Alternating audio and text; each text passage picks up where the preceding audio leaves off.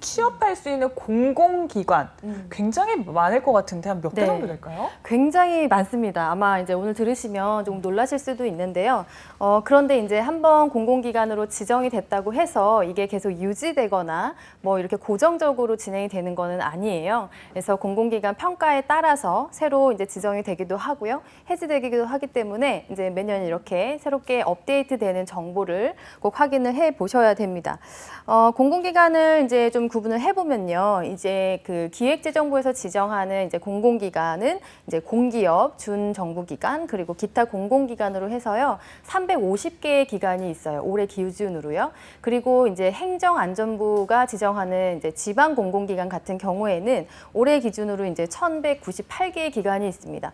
그래서 요거를 다 합하면은 지금 현재 1,548개의 기관이 있어요. 예. 그래서 공공기관을 준비하시는 분들은 지금 이제 간단하게 구분이 나와 있는데요. 사업의 특성에 따라서 그리고 이제 그 정부이냐 혹은 지자체이냐에 따라서 이렇게 공공기관을 분류하고 있으니까요. 그 점 참고하시면 좋겠습니다.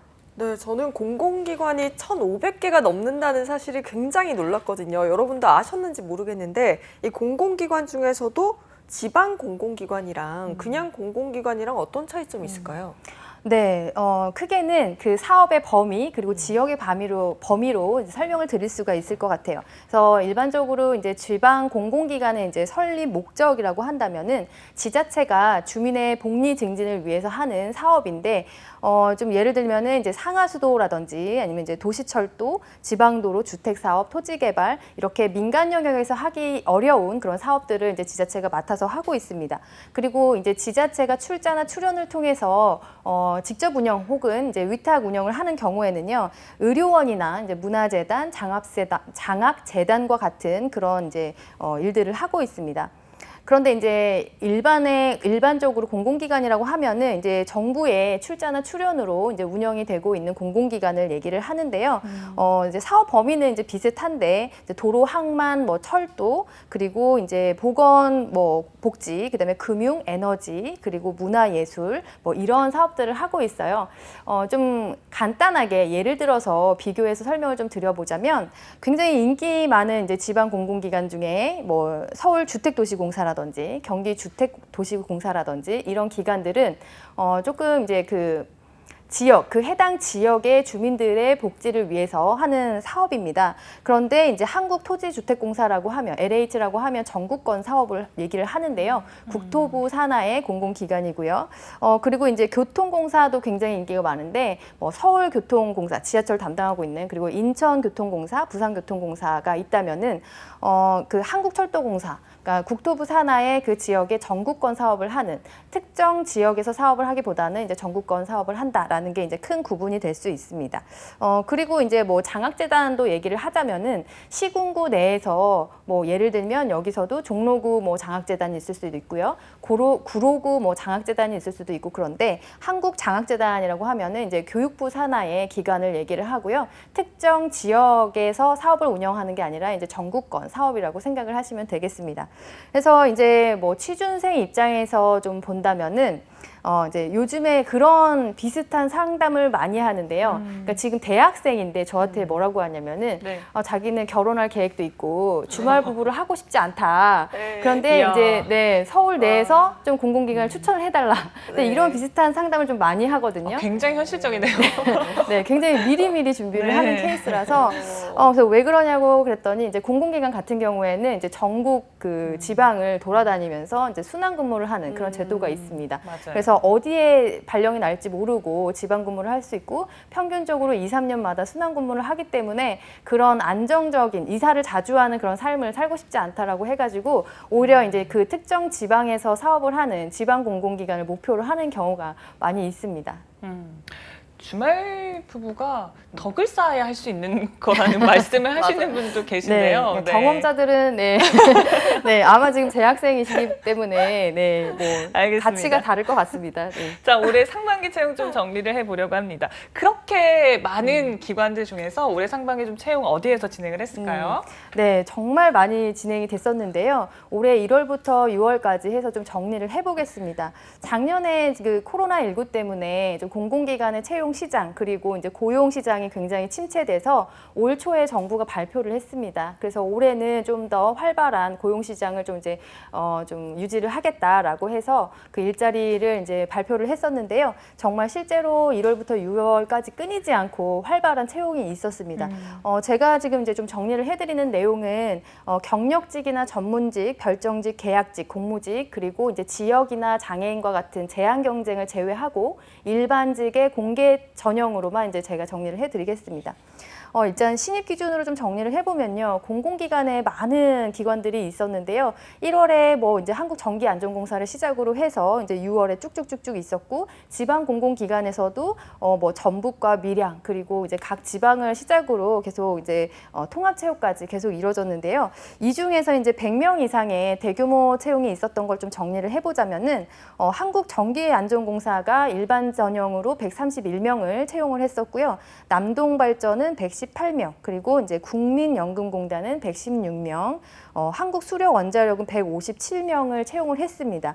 이 중에서 이제 상반기 때 탑3라고 하면은 이제 한국철도공사가 일반 전형으로만 750명을 채용을 했고요. 네, 그리고 한국전력공사가 250명, 근로복지공단이 341명으로 일반 전형으로 할 수 있는 그런 채용 규모가 굉장히 컸습니다. 또 지방 공공기관도 살펴볼 수 있는데요. 지방 같은 경우에는 이제 경기도가 통합 채용 지역으로 굉장히 이제 역대 최다 규모를 진행을 했습니다. 그래서 경기도 통합 채용에는 223개의 지방 공공기관이 참여를 했고요. 일반 전형에서만 173명의 채용이 이루어졌었고요. 그리고 이제 부산시 같은 경우에는 올해 통합 채용으로 이제 처음 이제 참여를 하게 됐는데요. 7개의 지역 기관이 참여를 했고요. 224명의 신입 채용 모집이 있었습니다. 굉장히 큰 규모로 진행이 됐고요. 또 체험형 인턴 전형까지 합한다면은 상반기 때 정말 활발하게 채용이 이루어졌다고 볼 수 있습니다. 와. 네, 보면은 코로나19 때문에 채용 시장이 많이 위축되기도 했고 대기업 같은 경우에는 공채가 많이 없어졌더라고요. 그런데 이제 공공기관에서 이렇게 많이 뽑아주니까 취준생 분들에게는 호재인 것 같기도 하면서 그만큼 경쟁률이 상당하지 않을까 하는 생각도 드는데요. 네, 정말 짚어주신 대로 네. 좀 말씀드리기가 약간 송구할 정도로 그런 내용들인데요. 좀 같이 짚어보겠습니다. 상반기 때가 뭐 이게 대기업이나 이제 민간 기업에서 이렇게 좀 침체되거나 혹은 이렇게 많이 하지 않으면은 좀 마음적으로 좀 위축되고 그래서 좀 안정적인 기관으로 많이 몰리게 됩니다. 그래서 공공기관 취업에도 이제 경쟁률이 상당했는데요. 일단은 이제 우리가 일반적으로 사무행정 분야, 그러니까 인문 계열이 많이 몰리는 부분 이제 일반적으로 사무행정 계열인데요. 그 분야가 좀 상대적으로 굉장히 높은 경쟁률을 보였습니다. 가장 높은 경쟁률을 보인 게 이제 남동발전에서 4명을 모집하는데 2,858명의 지원을 했고요. 그래서 이제 경쟁률이 715대 1이었습니다. 그리고 조폐공사 같은 경우에는 지금 584대 1, 그리고 그러니까 한국가스공사 같은 경우에도 거의 500대 1 정도를 기록을 했고요. 코레일 같은 경우에는 이제 81명을 사무영업직으로 뽑기 때문에 이제 18,733명이 지원을 하게 됐는데요. 그래서 이제 231명. 그리고 지방 공공기관 같은 경우에도 경쟁률이 상당했습니다. 그러니까 부산교통공사 같은 거, 부산 지하철을 담당하는 그 굉장히 인기 많은 또 지방 공기업이죠. 운영직으로 해서 223대 2를 기록을 했고요. 그리고 이제 또 하나는 이제 고양시, 고양도시관리공사인데요. 고양시는 이제 이번에 처음으로 통합 채용을 하면서 경기도 내에서도 고양시 소속인데 지역 기관임에도 불구하고 이제 사무행정 분야가 118대 1을 기록을 했습니다. 네, 지금 제가 이제 말씀드린 경쟁률은 소수점을 반올림해서 말씀드렸습니다. 와, 한숨만 나오네요. 그냥 경쟁률 네. 여러분 생각 안 하시는 게 좋을 것 같아요. 보지 마세요, 여러분. 진짜 이 정도면은 너무 답답한데 지금 이제 사무행정이었잖아요. 그렇죠. 기술 분야는 네. 그나마 조금 나았을까요? 네, 그 기술 분야도 좀 편차가 있습니다. 네, 기관마다 직무마다 조금씩 편차가 있는데요. 기술 분야도 함께 보겠습니다. 우선은 좀 이제 제가 좀 약간의 위로 차원에서 경쟁률이 낮은 부분부터 설명을 드릴게요. 네. 네, 토목 직무 그리고 전산 직무, 원자력 직무는요 상대적으로 이제 좀 경쟁률이 그래도 20대 미만으로 좀 낮았습니다. 그래서 한국도로공사의 토목 직무는 이제 13대 1을 기록했고요. 그리고 이제 한국철도공사의 토목은 19대 1, 그리고 한전 KDN의 이제 통신 직무는 13대 1, 그리고 근로복지공단에서 전산직은 19대 1로 비교적 좀 양호한 편이었고요. 한국 수력원자력의 원자력 직무 같은 경우에도 15대 1이었습니다. 네, 그런데 이제 기술 분야에서도 높은 경쟁률을 보인 그런 직무들이 있는데요. 한국가스공사 같은 경우에는 이제 전기 직무로 383대 1, 그리고 이제 해양환경공단, 환경을 전공하신 분들이 좀 환경이나 화학을 전공하신 분들이 좀 가려고 하는 기관들 중에 한 곳인데 해양환경공단에서 이제 미세 플라스틱 분야로 지원한 게 242대 1, 네. 그리고 이제 도로공사의 기계 분야가 246대 1, 그리고 조폐공사의 화공기술이 215대 1입니다. 그래서 우리가 먼저 화공기술이다, 전기다 하면은 떠오르는 기관이 있잖아요. 뭐 전기하면 전력공사 그룹이라든지 이제 이런 것들이 있는데 이 결과들을 보시면은 딱히 그 직무가 공공기관과 매칭이 되지 않더라도 그 기관에 대한 선호도 결과가 좀 반영된 게 아닌가 그렇게 보입니다. 일단 기술 분야라고 하면 조금 경쟁률이 낮지 않을까 싶은데 여기도 만만치 않은 것 같고요. 네. 공공기관에 대한 인기를 실감할 수 있었던 것 같습니다. 그러면 2021년도 상반기 채용에는 어떤 특징이 있었는지 이 부분도 한번 짚어볼게요. 네, 상반기 공공기관 채용을 좀 이렇게 보니까요, 어느 정도 이제 공통점 3가지를 좀 정리를 해드릴 수 있을 것 같아요. 첫 번째는 일단 그 채용 규모 면에서 극과 극의 현상을 좀 보였습니다. 앞서 말씀드린 이제 100명 이상의 대규모 공채를 진행한 기관들이 있는 반면에 또 채용 규모가 크더라도 정말 정작 우리 신입 취준생들이 지원할 수 있는 기회가 적은 기관들도 있었습니다. 그래서 이제 대규모 공채지만 경력직이나 뭐 취업 우대 대상, 공모직이나 이제 이렇게 비정규직 전형으로 크게 진행을 한 기관들이 있었는데요. 예를 들어서 이제 해양환경공단에 26명 채용해서 일반직 전형은 이제 9명만 이제 있었고요. 그리고 우체국 금융개발원에서 55명을 채용할 때 여기에서 일반 전형은 4명이 있었습니다. 그리고 사립학교 교직원 연금공단에서는 23명을 채용을 했는데요. 여기에서 일반 전형으로는 단 1명의 자리만 있었습니다. 조직의 어떤 특성이 반영된 결과이긴 하지만 우리 이제 취준생들이 또 공공기관을 준비하고 기다린 분들의 입장에서 본다면 다소 아쉬운 결과라고 할 수 있습니다. 그리고 이제 두 번째는 이제 공공기관, 지방공공기관으로 좀 옮겨서 말씀을 드려볼게요. 지방공공기관은 통합 채용을 좀 확대하고 있는 추세다, 이렇게 보시면 될 것 같습니다. 지방공공기관은 이제 지역 단위로 채용을 모집을 하기 때문에 좀 전국권 단위보다는 이 모집 비율이나 이제 인원이 적을 수밖에 없는데, 근데 그렇지가 않았거든요. 2015년에 경기도가 통합 채용을 좀 먼저 시작을 하고요. 그 이후로 이제 제주도, 그리고 경상북도, 그리고 전라남도, 뭐 시, 군, 도 단위에서 계속 통합 채용을 이제 계속 적용을 하고 있습니다. 올해는 이제 부산시도 참여를 했고요. 하반기에는 이제 대전시도 참여를 한다고 하니까 참고를 하시기 바랍니다. 그런데 이제 지방공공기관을 준비하시는 분들은 이 통합 채용에 가장 특징 중에 하나가 그 참여한 기관들 중에서 단 한 곳만 응시가 가능하기 때문에 최선의 선택을 하셔야 된다는 점 기억하시기 바랍니다. 근데 쌤, 통합 채용이라고 하셨는데 뭘 통합한다는 얘기인가요? 이게 어떤 의미예요? 네, 이 간단히 말하면은 이제 채용을 동시에 한다라고 이해를 하시면 될 것 같은데요. 지방 공공기관에만 해당되는 사항이고요. 행정안전부의 권고 사항입니다. 그래서 이제 채용 비리 근절, 그리고 투명성, 그리고 공공성을 이제 목적으로 해서 이렇게 통합 채용을 시행하고 있는데요. 도나 시나 군 단위에서 지자체가 이제 관리 감독을 맡고 있습니다. 채용 계획이나 어떤 절차 그리고 시험의 난이도가 기관마다 다르고 정보가 그 공시할 때와 그 이후에 좀 변경되는 사례도 있었고 방식이나 이런 것들이 공개되지 않아서 어려움을 겪거나 이제 이런 문제들이 있었는데요. 그래서 그런 문제들을 좀 근절하기 위해서 지자체가 좀 감독하는 그런 하에서 통합 채용을 지역에서는 이제 하는 걸 권고를 하고 있습니다. 지자체의 자율이기 때문에 지금 현재는 의무 사항이 아니거든요. 그래서 내가 지금 속한 지방이 그리고 내가 목표로 하는 지방이 통합 채용을 선택을 하는지 아닌지도 좀 확인을 해 보셔야 되고요. 일반적으로 이제 일반 공공기관에서는 통합 채용을 지금은 하고 있지 않습니다. 2017년도에 한시적으로 운영을 했었어요. 시범 운영을 했었는데 1년 반 만에 폐지를 해서 현재는 지방 공공기관에만 적용이 되고 있고요.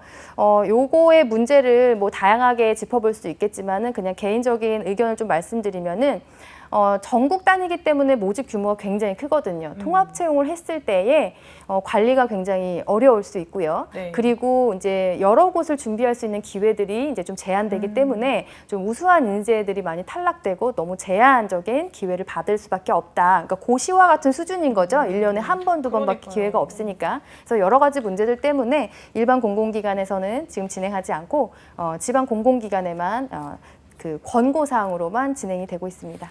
네, 지금 보면 2021년 상반기 공공기관 채용의 특징에 대해서 첫 번째가 채용 규모의 극과 극현상이 나타난다. 그리고 두 번째가 지방 공공기관의 통합 채용도 확대되고 있다라는 점이었는데 세 번째 다른 특징도 있을까요? 네, 세 번째는 이제 전형이 좀 변화되고 있다는 걸 꼽고 싶은데요.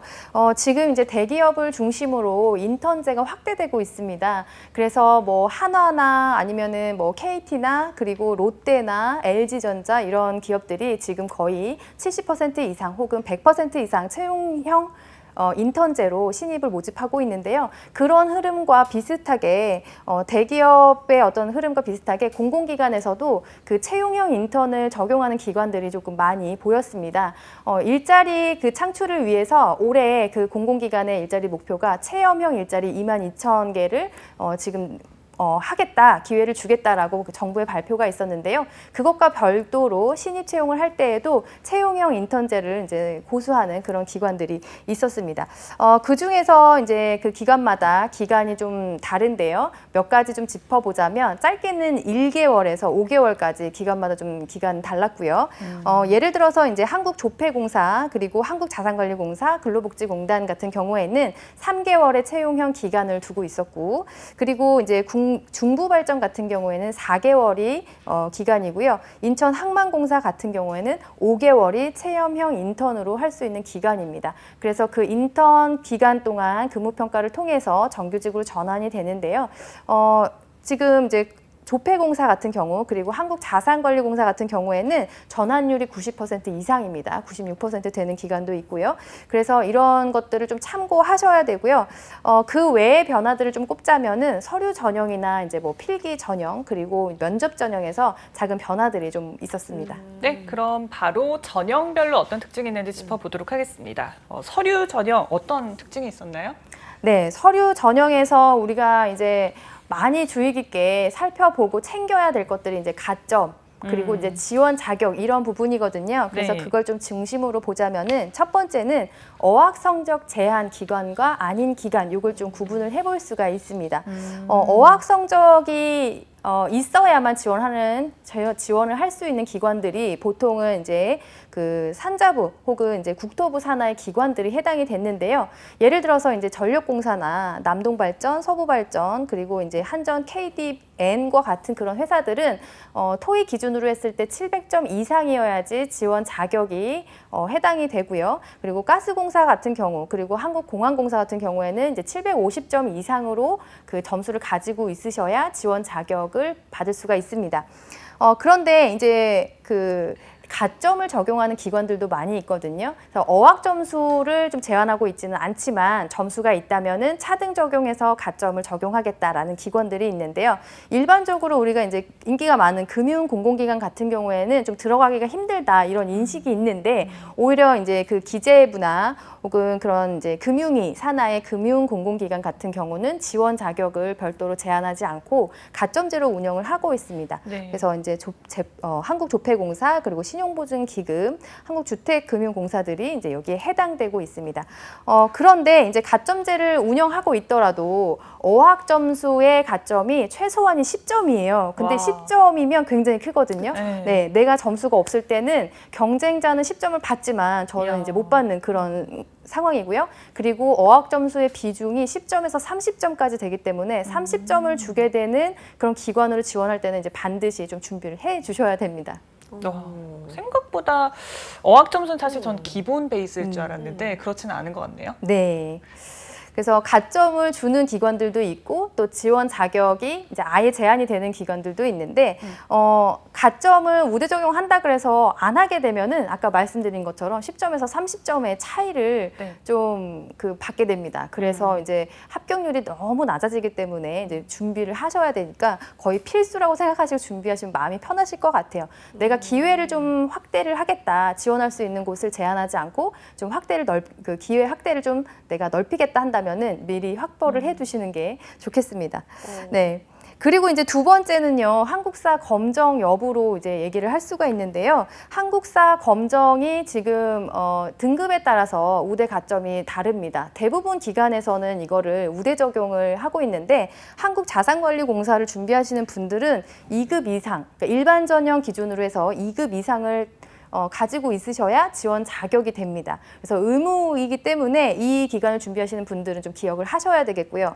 그리고 우대 기간을 적용하는 기관 중에서도 한국공항공사 같은 경우에는 1급의 경우에만 우대를 해주고 있습니다. 그래서 그 등급 같은 것들이 좀 차이가 있기 때문에 기관별로 좀 보셔야 됩니다.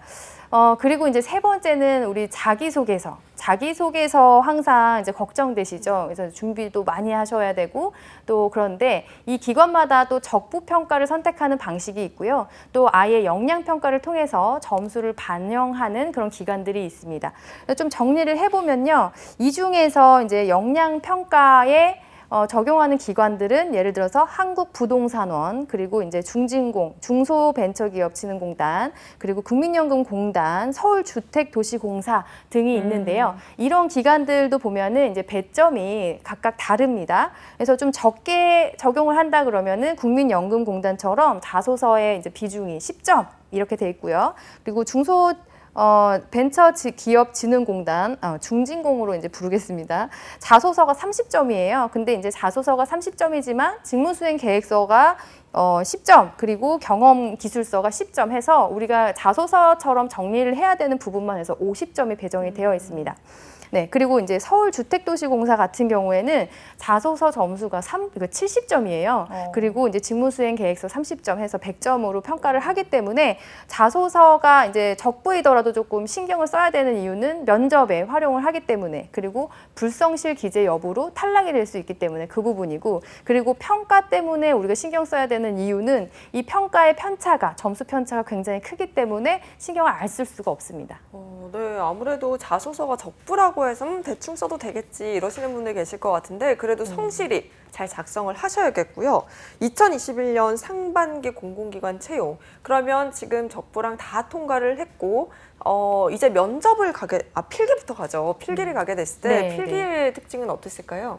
필기 전형은 이제 보통 인성검사, 그리고 NCS 직업기초검사, 직무능력검사 이렇게 해서 3개가 3종 세트라고 보시면 되겠습니다. 일반적으로 대부분의 이제 기관이 이런 전형 과목을 구성을 하고 있는데요. 그러나 이제 논술 평가를 이제 적용하는 기관들도 있기 때문에 좀 내가 지원하는 혹은 목표하는 기관이 논술을 평가한다라고 하면 좀 확인하시고 좀 준비를 하셔야 돼요. 그래서 논술 같은 경우에는 2문제에서 3문제 정도 이제 출제를 하고 있고요. 네. 이 중에서 내가 선택할 수 있는 그런 기회를 좀 주기도 합니다. 그리고 이제 구성을 보자면은 일반 시사 그리고 전공 시사 이렇게 나눠서 있는데 대부분은 이제 논술을 출제하는 기관에서 일반 시사의 비중을 많이 두거나 혹은 일반 시사만 보거나 하는 경우들이 있습니다. 그래서 논술을 보는 기관들은 이제 한국재정정보원, 그리고 이제 한국주택금융공사, 인천관광공사, 서울문화재단, 독립기념관, 신용보증기금 등이 있는데요. 한국예탁원 같은 경우에는 이제 논술이 50점인데 일반 그 시사 관련해서 35점, 자본시장 관련해서 15점. 이렇게 되어 있고요. 그리고 이제 중진공은 일반 시사에만 30점입니다. 그리고 이제 신용보증기금은 직무 논술이 50점. 그리고 이제 독립기관 같은 경우에도 조직 관련해서 논술이 있다고 하는데 문제들을 좀 보시면은 신용보증기금이나 독립기념관 같이 직무나 조직 관련해서 논술이 나오더라도 시사를 모르면 기술하기 어려운 그런 문제들이에요. 네. 그래서 주로 정책과 시사 관련해서 글쓰기가 나오고 있습니다. 그리고 이제 두 번째는 필기 전형에서 이제 그 한국사 문항이 나오는 출제되는 그런 기간인데요. 한국사 검정 가점 제도와는 별도로 또 문항에 제시가 되어 있습니다. 그래서 이제 인천항만공사는 10개가 들어가 있고요. 부산교통공사 경우에는 이제 15개가 있는데 한국사 문항이 이제 전공시험 내에 포함이 되어 있어요. 전공시험을 보통 50문항을 출제를 하는데 그 안에서 이제 10개에서 20개까지 출제가 되니까요. 적은 비중이 아니거든요. 20%에서 40%로 아주 많은 비중을 차지하고 있습니다. 그리고 이제 세 번째 특장이라면 이제 조직 적합성 관련된 문항을 본다라는 건데 우리가 일반적으로 인성 검사에서 인재상이나 조직의 핵심 가치와 부합하는 성향을 테스트하는 그런 시험들을 주로 하는데 여기에는 조직 적합성과 같은 시험을 별도로 이제 하고 있습니다. 그런 기관들이 SR 그리고 한국전력공사, 중부발전 등이 있습니다. 네, 이렇게 필기 전형 짚어봤습니다. 저희 시간이 많지 않으니까요. 바로 면접 전형 특징도 한번 짚어볼까요? 네, 상반기를 다 정리를 하려니까 시간이 그러니까요. 항상 참 아쉽네요. 네, 면접 전형에 대해서 간략하게 말씀을 드리면요. 일단 이제 공공기관의 면접은요, 구조화되어 있기 때문에 그 면접의 전형이 쉽게 바뀌지는 않습니다. 크게 4가지 면접 전형이 있고요. 경험 면접 같은 경우에는 과거의 경험을 바탕으로 직업 기초 능력을 평가하는 문제 해결 능력, 혹은 이제 갈등 관리 능력, 의사소통 관리 능력, 조직 직업 윤리와 관련해서 과거에 관련된 사례가 있었냐라는 스타르 기법에 맞춰서 준비하는 그런 답변법이 있고요. 상황 면접 같은 경우에는 이제 실제 직무 상황이라고 생각을 하고 상황 설정을 해주고요. 여기에 대해서 어떻게 문제 해결을 할 건지 답변을 듣는 그런 면접 방법입니다. 그리고 이제 PT 면접은 보통 이제 전공 주제나 직무 주제로 사전에 과제를 주고 사전 과제가 아니라 그러니까 그 당일날 과제를 주고 한 30분이나 15분의 준비 시간을 준 다음에 평가를 하는 그런 면접이고요. 토론 면접 같은 경우는 이제 집단 토의 그리고 그룹 디스커션이라고 줄여서 GD라고 하는 그런 전형들이 다 여기에 해당이 됩니다. 그래서 이제 집단 토론인데요. 요즘에는 이제 공공기관에서 과제 수행 면접이라고 해서 토의를 해서 발표를 하는 그러니까 면접이 PT 면접과 토론 면접이 좀 믹스된 그런 형태의 면접도 하고 있습니다. 그래서 이제 이런 것들을 좀 간단히 짚어보면은 3가지 이상 전형을 활용하는 그런 전형 기관들이 있어요. 꼭 반드시 면접 준비 다양하게 해야 되는 기관들 알아두셔야 되는데요. 국민연금공단 같은 경우에는 경험 면접, 상황 면접, PT 면접, 토론 면접 이 4개를 다 보고 있고요. 그리고 이제 주택금융공사 같은 경우에도 발표 면접, 신측 면접, 상황 면접을 보겠다라고 얘기를 하고 있습니다. 그리고 온라인 면접을 고수하고 있는 기관들도 알아두셔야 되는데 캠코 같은 경우에 하상 면접을 보고요. 해양환경공단이나 주택도시공사는 AI 면접을 적용하고 있는데요. 이 부분 많이 이제 걱정이 되실 테지만은 아직까지 AI 면접의 비율이 그러니까 1대9나 2대8에 20점 정도 이렇게 할애를 하고 있으니까 많은 걱정은 안 하셔도 될 것 같습니다. 예, 시간이 너무 제한이 돼가지고 제가 말이 많이 꼬였습니다. 죄송합니다. 네, 이렇게 지금 서류, 필기, 면접 전형까지 꼼꼼하게 확인을 해봤는데 하반기 공공기관 채용 어떻게 될 것인지에 대한 쌤만의 전망, 그리고 어떻게 대비하면 좋을지 이 부분도 좀 짚어주세요. 네, 조금 간단하게 또 말씀을 드리면요. 일단 공공기관이랑 지방공공기관을 좀 분류해서 준비해야 되는 문제가 있고 그리고 공통적으로 준비를 해야 되는 문제가 있어요. 일단 정보를 많이 찾아보셔야 되는데요. 공공기관은 알고 계시죠? 잡알리오에서 확인을 하셔야 되고요. 올해 온라인 채용 정보 박람회를 했습니다. 그 정보들을 통해서 아직 그 기관이 하반기에 계획되거나 지금 진행 중인 기관들은 그 영상을 통해서 좀 정보를 확인을 하시고요. 그리고 지방공공기관 같은 경우에는 클린아이 자플러스에서 확인이 가능하고요. 또 통합 채용 지역인지 아닌지 여부에 따라서 준비 방법이 다르니까 그 점 이제 확인하시기 바라고요. 필기 전형에서는 일단은 이제 논술 시험이 있든 없든 그리고 이제 그 전공 시험에 상식이 포함되는 그런 기관들도 많이 있기 때문에 일반 상식 그리고 이제 논술 준비와 관련해서 정책 그리고 이제 시사와 같은 그런 문제들을 스터디를 해도 좋고요. 아니면 매일매일 혼자 해도 되는데 그런 부분 계속 챙겨봐야 합니다. 그리고 인성검사 같은 경우에는 일반적으로 신뢰도 70% 이하면 적부로 탈락을 하기 때문에 너무 내가 꾸며진 성향을 보이려고 잘 보이려고 하기보다는 일관성을 보이는 게 중요할 것 같고요. 그리고 이제 면접 전형에서는요. 온라인 면접을 시행하고 있는 기관들이 있으니까 꼭 반드시 확인을 하셔서 이 카메라 면접에 익숙해지시고 그 눈 아이 컨택에 따라서 또 이제 표정이나 점수가 또 많이 달라지기 때문에 그런 부분 연습이 좀 필요합니다. 그리고 토론 면접에서 그리고 발표 면접, 상황 면접에서는 논리적으로 말하는 거 연습을 하셔야 되고요. 직무와 상식 준비하시는 거, 네, 참고하셨을 거라고 생각이 들고요. 네, 이런 부분 중요하시니까요. 꼭 잊지 마시고 준비를 하시면 좋겠습니다.